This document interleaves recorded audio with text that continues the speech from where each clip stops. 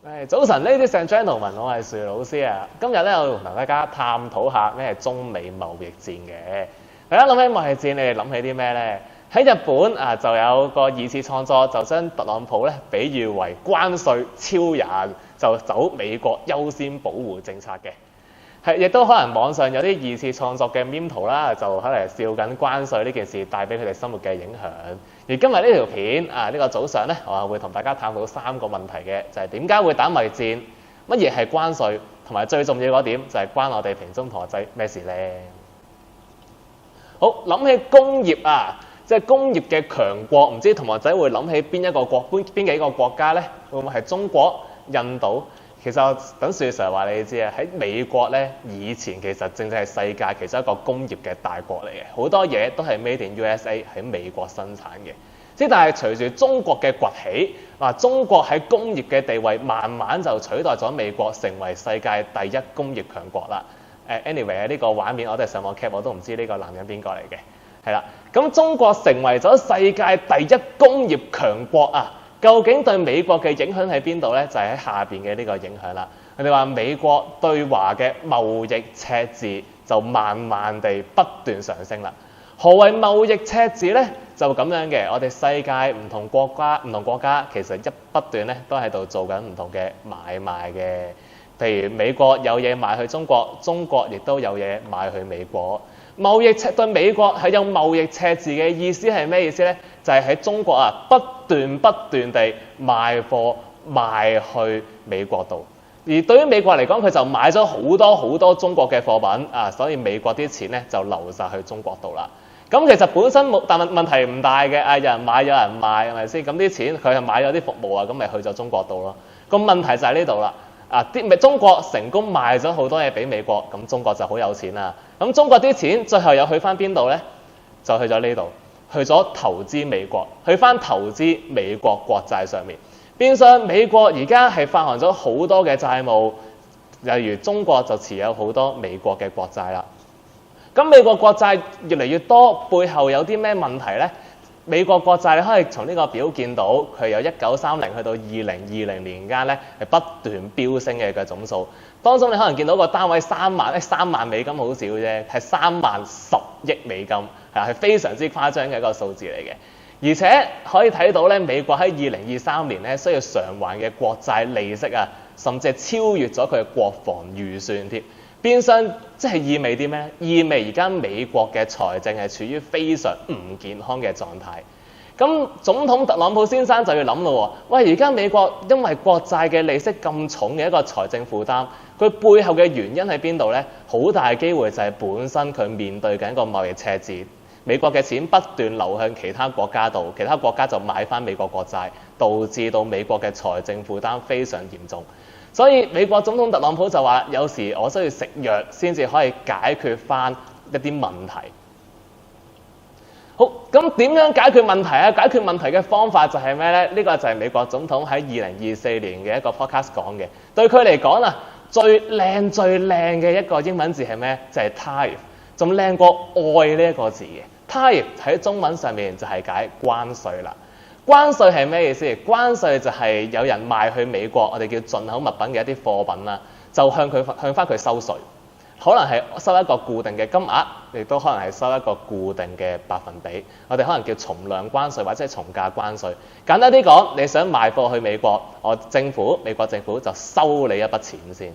好，對於 Econ 嘅同學仔我哋會學埋佢嘅 demand supply 嘅，喺中六我哋會再學佢嘅。咁就大概呢幅圖嘅理解就係收完關稅之後，賣去美國嘅所有嘅產品嘅價格都會貴咗，從而就可以保護翻本地美國嘅產業啦。好，個問題喺邊度咧？咁對於美國嚟講，佢就係一個保護嘅政策啦。問題就係今次關稅嘅規模係非常大型嘅。喺美國總統特朗普先生係一個叫做 Make America Wealthy Again， 係美國再次富起來嘅一個 event 入邊咧，佢就攞起咗一塊板，塊板咧就列示咗好多唔同嘅地區同國家啦，就向媒體宣佈就話咧，我要向晒咁多個地方收關稅咁樣。就係咁樣，呢件事係引起非常轟動嘅，係引起市場嘅轟動嘅。呢個事件嘅震撼力大概就係同學仔你哋去到放暑假前一刻，有個老師行入嚟攞住塊板同你講：喂，同學仔，你哋咁多科讀晒咁多科都要做雙倍嘅功課咁，但係佢非常之有震撼力嘅一個消息嚟嘅。咁市場嘅態度就當然係唔樂觀啦。我哋呢度試下望下藍色線，藍色線係美國標準普爾500指數，描述緊美國股市整體情況嘅一個指數嚟嘅，係跌得相當嚴重嘅，係呢個係跌咗10幾%嘅。好，係最慘就係美國總統特朗普先生咧，曾經喺16年競選嘅時候講過咧，其實佢哋係會不斷贏到開行，係 Make America Great Again 嘅，係啦。結果現實就係輸到開行嘅。據了解咧，屏中某一位經濟科老師咧，亦都因為呢件事而損手爛腳嘅，喺股票入邊都損失咗唔少嘅金額，係啦。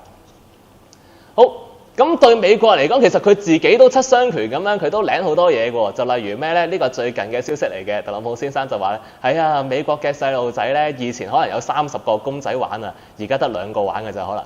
但係可能對於中國啊，或者對於其他貿易國家嚟講，佢哋就會suffer more啊，佢哋會承受更多。我哋最後都會係贏家，大概係呢個心態、呢個態度嘅。好，咁重點嚟啦，對同學仔咩事咧？而家發生咗貿易戰啦，而家關稅係即係實施咗啊。好，對於香港嚟講啊，香港股市而下跌咗13.2%，呢個係4月7號嚟嘅，創1997年回歸以來最大嘅單日跌幅。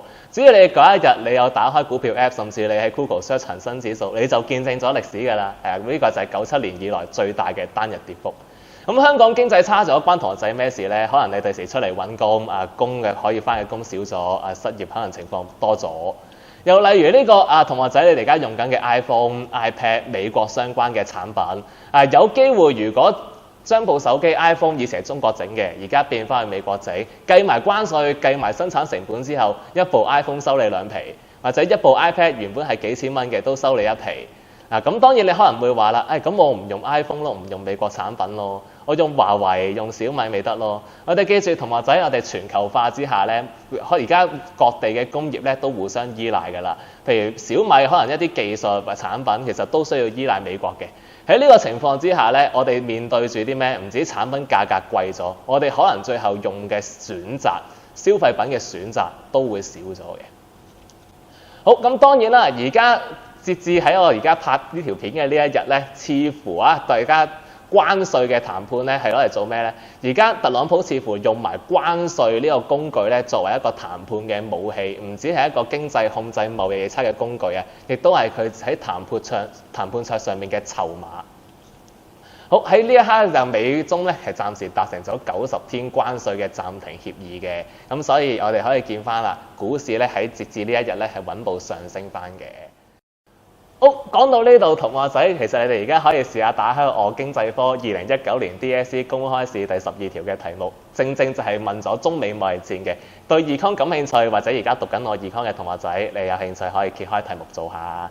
好，希望唔好有下一集，因為我都唔希望貿易戰持續。好，有緣再見，我哋再見。